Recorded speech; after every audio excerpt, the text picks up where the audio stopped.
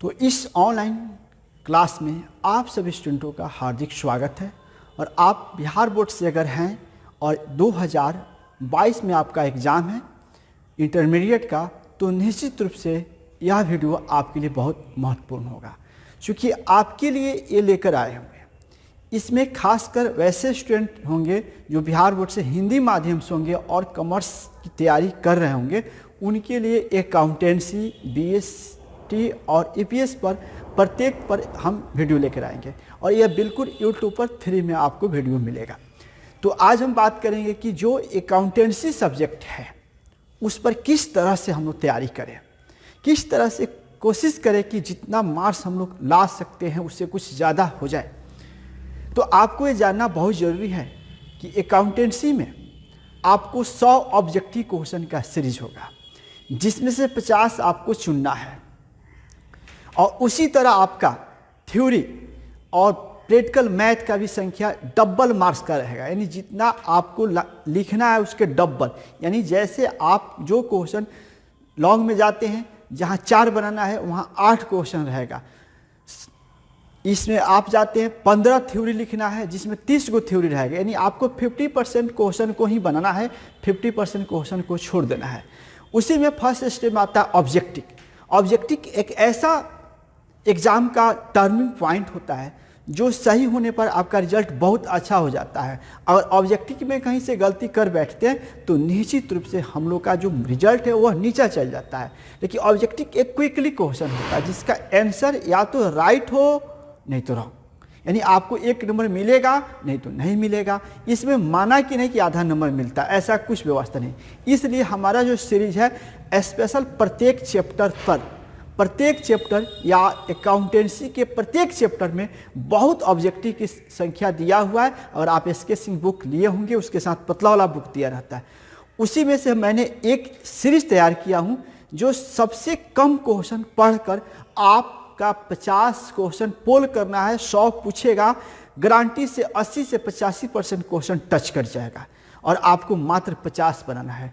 तो हम उम्मीद करते हैं कि आप लोग इस वीडियो ऑनलाइन क्लास में जुड़कर आप 3 महीना, आपके पास 2.5 महीना के अप्रॉक्स टाइम बच रहा, इसमें आप तैयारी करेंगे। हम प्रत्येक दिन अकाउंटेंसी पर कोशिश करेंगे कि पहले इसको क्लियर करें, और समय बचता है और आप लोग इसको लाइक करते हैं तो आगे हम और भी इसमें मेहनत करने की कोशिश करेंगे। तो आइए आज हम लोग अकाउंटेंसी का पहला जो चैप्टर का हम कंसेप्ट ऑब्जेक्टिव लेके आ रहे हैं उसको देखते हैं।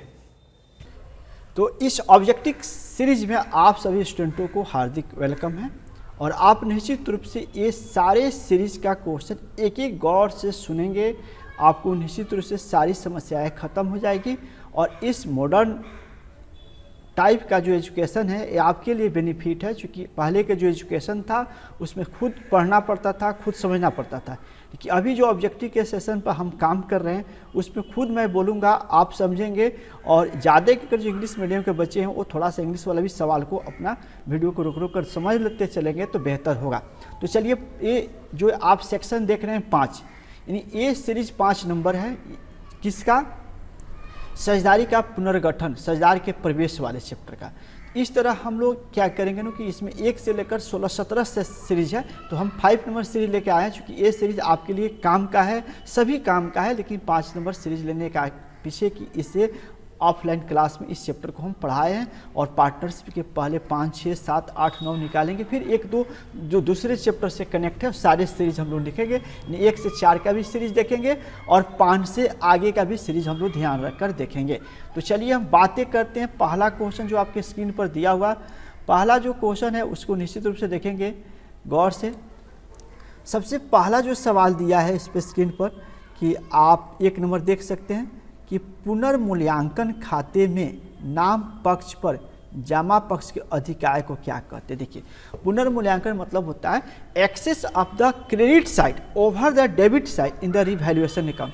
रिवैल्यूएशन अकाउंट आप बनाते हैं और रिवैल्यूएशन में जब बनाते हैं तो निश्चित रूप से आपको एक उसमें लाभ होता है, नहीं तो हानि होता है। तो अगर आपका क्रेडिट साइड कह रहा है excess the credit side, over the debit side, मतलब डेबिट साइड की अपेक्षा क्रेडिट साइड के अमाउंट अगर बड़ा हो जाए, शेयर का अमाउंट बड़ा हो तो क्या होगा, तो इसका आंसर होगा कि इसमें लाभ होगा। क्या होगा, लाभ होगा। इसलिए सी नंबर क्वेश्चन के आंसर होगा लाभ होगा, लाभ होगा, इसमें लाभ के रूप में देखा जाएगा 1 नंबर ऑप्शन पर। उसके बाद हमारे 2 नंबर जो प्रश्न होगा उसको गौर से देखेंगे। जब नए साझेदार ख्याति की रकम, देखिए ये सारे सवाल आपने पढ़े और देखिए एक चीज़ और गौर से देख लेंगे, ये सारे क्वेश्चन बोर्ड टाइप का क्वेश्चन, इसलिए यहाँ पर हम लोग क्या करेंगे ना कि यहाँ पर देखेंगे कि यहाँ पर जैसे BSc बोर्ड 2015, 16, 15, 2021 ये 3 बार पूछा हुआ क्वेश्चन है। इसी तरह सारे क्वेश्चन पर हमने बोर्ड का इंडिकेट कर दिए हैं और यहाँ से आप निश्चित रूप से ये समझ सकते हैं कि ये सारे बोर्ड मॉडल क्वेश्चन है। तो आइए 2 नंबर में बात करते हैं। जब नए साझेदार ख्याति की रकम नगद देते हैं तो फर्म की ख्याति वही में डेबिट करना चाहिए। देखिए पूछ रहा है कि डेबिट करना चाहिए।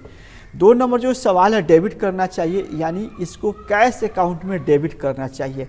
डेबिट कह रहा है, क्रेडिट कहता है तो दूसरा सवाल हो जाता है, आंसर बनता है, इसलिए इसका आंसर बी होगा, कैश अकाउंट में डेबिट किया जाना चाहिए। ठीक है। उसके बाद जो सवाल हम लोग के पास है 3 नंबर, नए साझेदार के ठहराव के बाद, नए साझेदार के ठहराव के बाद तैयार किए गए चिट्ठे के संपत्ति या दायित्व के लेखा किया जाता है। देखिए नए साझेदार के ठहराव के बाद तैयार गए चिट्ठे में संपत्ति दायित्व का लेखा किया जाता है। मैंने कह रहा है जब नया बैलेंस शीट बनाया जाता है पार्टनरशिप एग्रीमेंट के बाद, तो उसमें उसके लायबिलिटी और एसेट के किस मूल्य पर दर्शाया जाता है, तो उसमें कहा जाता है कि 3 नंबर का जो आंसर होगा निश्चित रूप से देखेंगे, यानी मूल्य पर नहीं, ये मूल्य पर नहीं, जो मूल्य घट जाए बढ़ जाए उस पर किया जाता है, इसलिए इसका आंसर होगा बी, पुनर्मूल्यांकित मूल्य पर, रिवैल्यूएट फिगर पर दिखाया जाता है, इसका आंसर बी होगा। जो दाम घटा बढ़ा कर लाया जाता है उसको बोलता है पुनर्मूल्यांकित मूल्य। ठीक है। अब हम बातें करेंगे 4 का।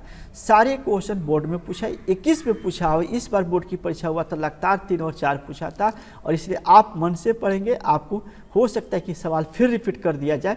नए साझेदार द्वारा ख्याति की राशि नगद लाने को क्या कहते हैं। देखिए जब नए पार्टनर फॉर्म में गुडविल की राशि लाते हैं तो उसको क्या कहा जाता है, तो कह रहा है कि एसेट कहा जाता है, नहीं एसेट नहीं कहेंगे, ये गलत है, लाभ नहीं होगा, हाँ अधिमूल्य, यानी हम लोग सी नंबर आंसर इसका सही होगा, सी नंबर पर डिस्कस करेंगे। चलिए उसके बाद हम चलते हैं 5 नंबर पॉइंट में। 5 आप देख सकते हैं कि पुनर्मूल्यांकन खाता, रिवैल्यूएशन अकाउंट कौन से अकाउंट है, ये सवाल बहुत अच्छा सवाल है, ये साल का VVI क्वेश्चन इस साल पूछने का चांस बनता है। तो देखिए ये नाम मात्र खाता होता है, जो रिवैल्यूएशन खाता बनाते हैं उसमें जो भी संपत्ति और दायित्व के मूल्य घटता है बढ़ता है उसको जो चर्चा करते हैं वो नाम मात्र खाता और नॉमिनल अकाउंट होता है, इसलिए इसको याद रखेंगे, इसका आंसर सी होगा। इस प्रकार फिर अब क्वेश्चन चलेंगे ऊपर की तरफ में और हम प्रयास करेंगे कि इस क्वेश्चन को और जूम वाला साइज में लेकर आएंगे कि आपको एक एक क्वेश्चन स्क्रीन पर दिखेगा।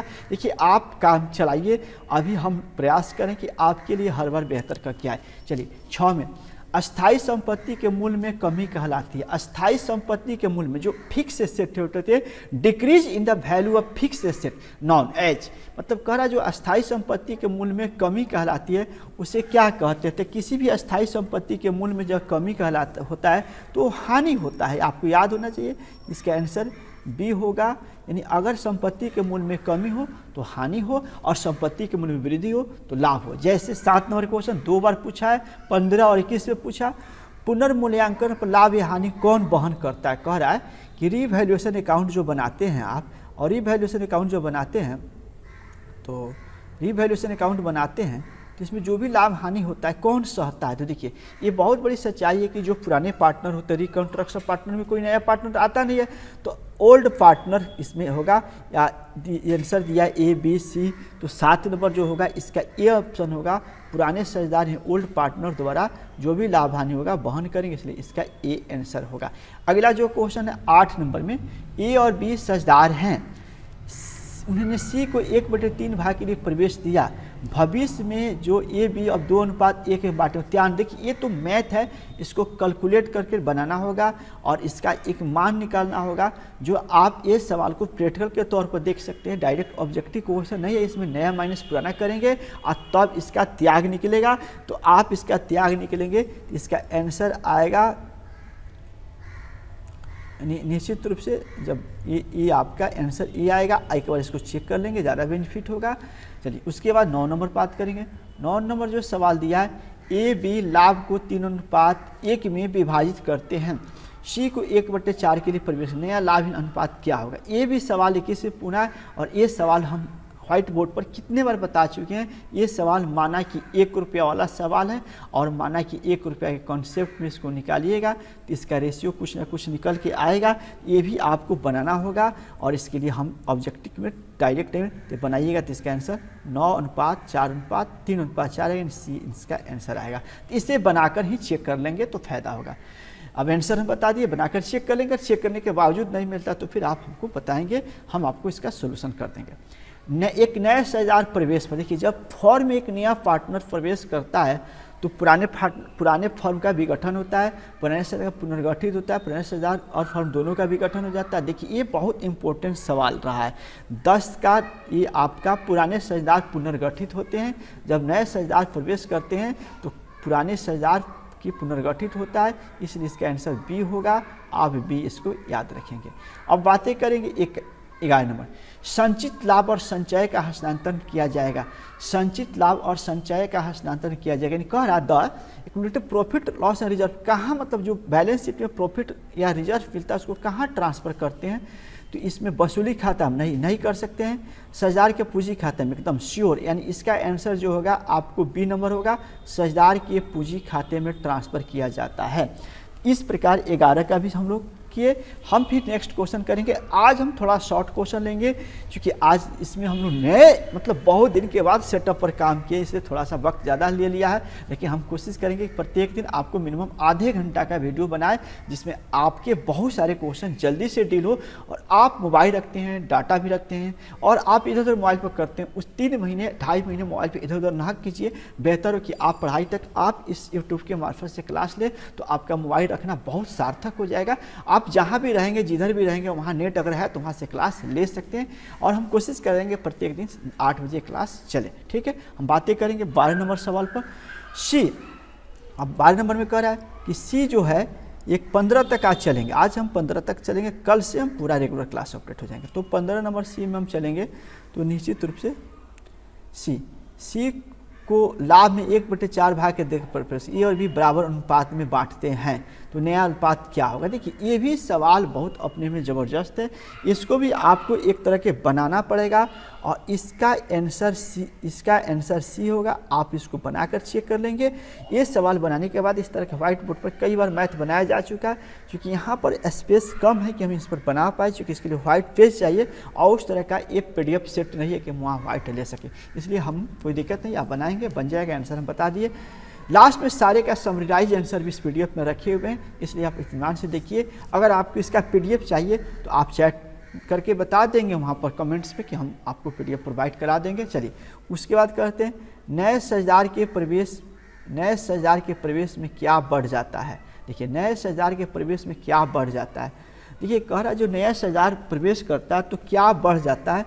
तो देखिए चालू दायित्व नहीं, गलत है, चालू दायित्व नहीं बढ़ता है, अस्थायी दायित्व नहीं बढ़ता है, लाभ अनुपात नहीं बढ़ता, इनमें से कोई नहीं आंसर होगा। इसका आंसर आपको डी नंबर होगा और ये भी क्वेश्चन 20 में पूछा हुआ है।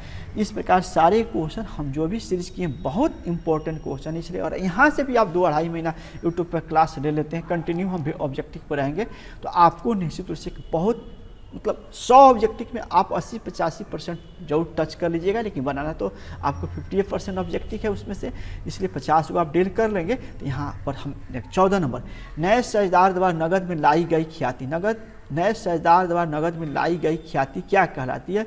उसको अभी ऊपर भी मिला था और फिर इसी सवाल को टर्मलाइज करके सवाल दिया है, तो इसमें नई साझेदार द्वारा नगद लाई गई ख्याति क्या कहते हैं, प्रीमियम कहलाता है। इसका सी नंबर आंसर होगा, 14 का सी नंबर आंसर होगा, इसलिए यहाँ प्रीमियम कहलाता है। नई साझेदार जो लाती है गुरु उसको सी यानी प्रीमियम कहेंगे। लास्ट एक क्वेश्चन देखेंगे क्योंकि आज का सेटअप में बहुत वक्त लग गया, कल के हम कंटिन्यू आधे घंटे के वीडियो में काम करेंगे। नए साझेदार के प्रवेश के समय पुस्तकों में लाभ हानि खाते में कोई शेष हो तो हस्तांतरित किया जाएगा। कह रहा है नए साझेदार के प्रवेश के समय पुस्तक में लाभ हानि खाता में कोई अगर शेष है तो कहाँ ट्रांसफ़र कीजिएगा।